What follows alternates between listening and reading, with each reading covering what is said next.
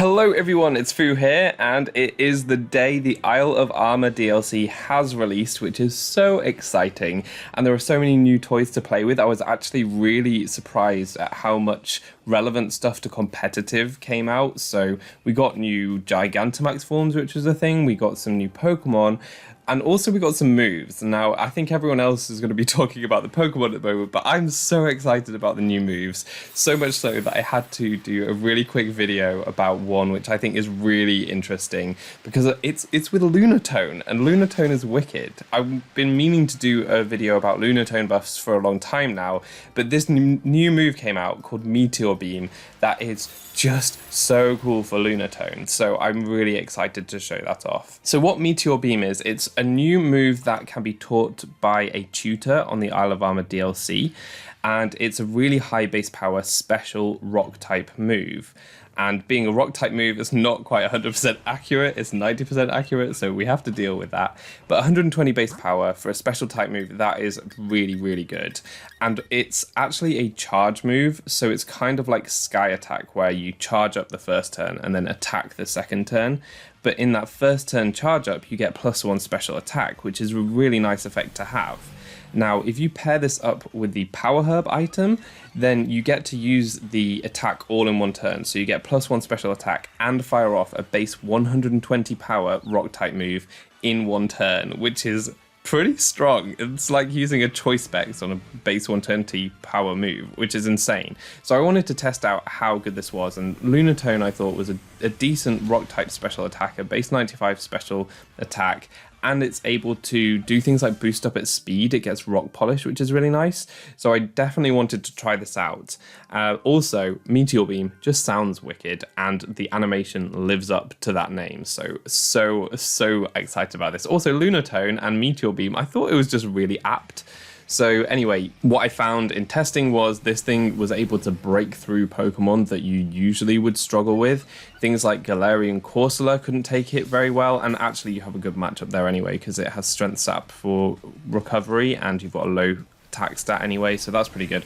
But it also breaks through things like Vaporeon. I really wasn't expecting that, because you get the +1 special attack and an insanely powerful attack. The follow-up attack the next turn is also going to be really strong because you've got the +1 special attack. So that's really, really cool. And also Corviknight could not take these hits very well at all. So that was wicked and really, really fun to play around with. I think that this thing was probably very effective at breaking through opponents, because obviously no one is aware of this set yet because it's just spawned in my mind. But also, like, it's a Pokemon that you wouldn't expect to be able to, you know, take Pokemon out from a reasonable amount of health and keep that pressure on, so that's really cool. But I thought I'd show you it in some specific battles just to show you how the team I put together worked, because I do think that Lunatone requires some support to use, especially if you're trying to sweep with it, because you can do that, but it definitely needs some support. So in this battle, my opponent leads off with a Rotom, and I set up the light screen, obviously, to try to take the special hits better. I mean, Lunatone, it probably would take a Hydro Pump from a Rotom because it's got good HP now. It got an HP buff last generation, and good special defense. But the light screen means that I might be able to set up on the Rotom, so that's good. Unfortunately, the Rotom has Discharge, which means that paralysis could be an issue. Hopefully, we can avoid that. But yeah, it's just going for some discharge as I opt to fire off a Foul Play. It's always nice to get a little bit of damage on your opponent's first Pokemon if you can, because you don't know which ones will be holding a Focus Sash, for example.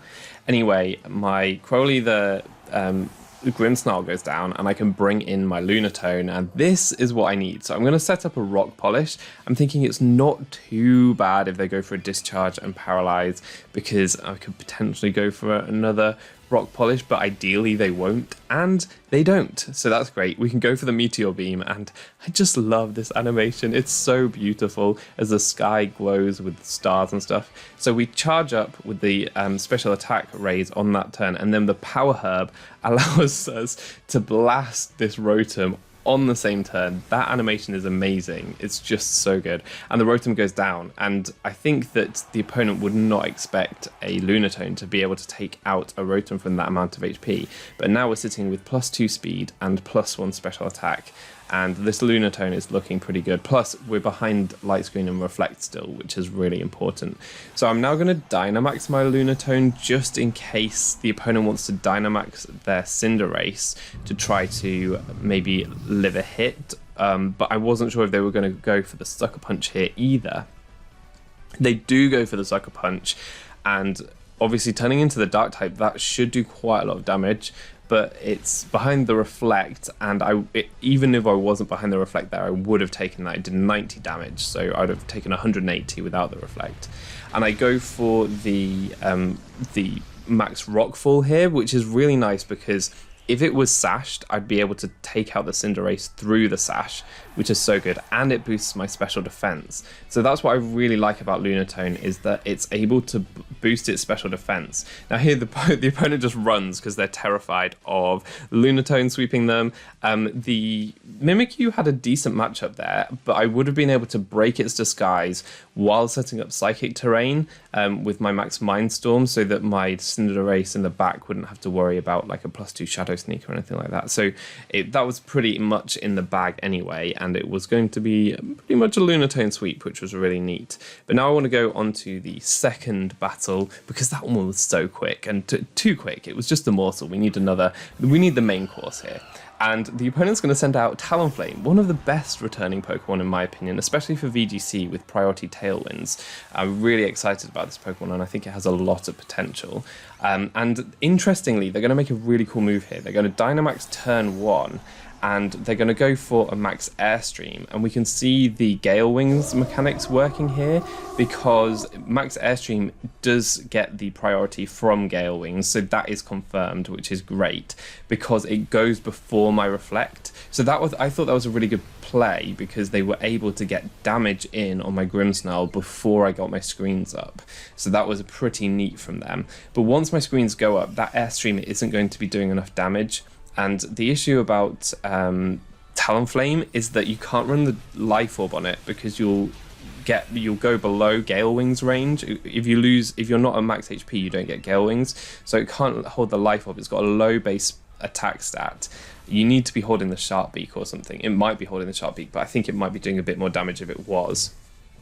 So anyway, they've gone for 2 Max Airstreams now, boosted their speed quite a lot. I do hang on, which is pretty helpful, because now at +2 speed, I really need to paralyze them to ensure that if I set up with my Lunatone, I'll be able to outspeed them. Otherwise, that wouldn't be the case. So I've broken their Gale Wings with a Foul Play, and now I've brought them back down to their normal speed tier, because they're +2 speed but paralyzed. And so here they get paralyzed on the first turn though, which is really annoying, because I wanted my Grimmsnarl to go down so that I wasn't wasting screens turns, but that didn't happen. So I wanted to hard switch into my Lunatone, thinking that I could take the hits. But they do actually go for a Steel Wing, not ideal. But I can set up my Rock Polish here, which is great, and then the following turn follow up with a Meteor Beam, which again will get the special attack raise and fire off that really, really powerful attack. We outspeed because of the paralysis, which is amazing, and we can go for the Meteor Beam, and we're looking really nice here because our screens are still up and we can take out that Talonflame. So Talonflame is kind of set up fodder for Lunatone, although it is cool to see Steel Wing being used, especially for the Steel Spikes.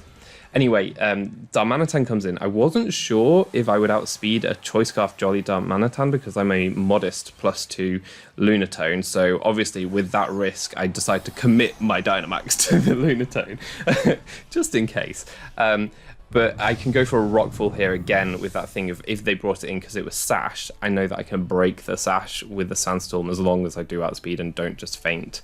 And that is the case here, so we can outspeed, go for the Rockfall, get that special defense boost in the sand, and actually it wasn't Sash all along, so maybe the opponent was hoping that they would outspeed and at least do some damage to my Lunatone, or maybe take it out, but that wasn't the case. But maybe they were just wasting my Reflect turns, because as you see, it wears off there and then they bring in their Cinderace. Knowing the range of health that I was at and how much the last Cinderace did to my Lunatone, I thought I'd survive this even without Reflect, but I don't, which is really annoying. But that's because we see at the end of the turn that the Cinderace was actually Life Orb, And even then, I think that that was kind of a max roll. So that was unfortunate, because otherwise that would have been a Lunatone sweep. But we have to leave it to my Cinderace to finish this one off. But yeah, Lunatone being way more relevant than I thought it would be, just because if you can't get the sweep off, you can still use Lunatone as a really cool and effective wall breaker, because a +1 base 120 attack is really hard to take. Really, really hard to take. So I love that. Lunatone got a ton of other buffs, so I might actually still do a Lunatone Soul Rock video in the future. Let me know your thoughts on the DLC in the comment section and what moves you want to see me try next, because that's probably what I'm going to be focusing on for now. The new moves are wicked. But that's going to be all from me. I've been Fu, you've been awesome, and hopefully see you next time. Goodbye.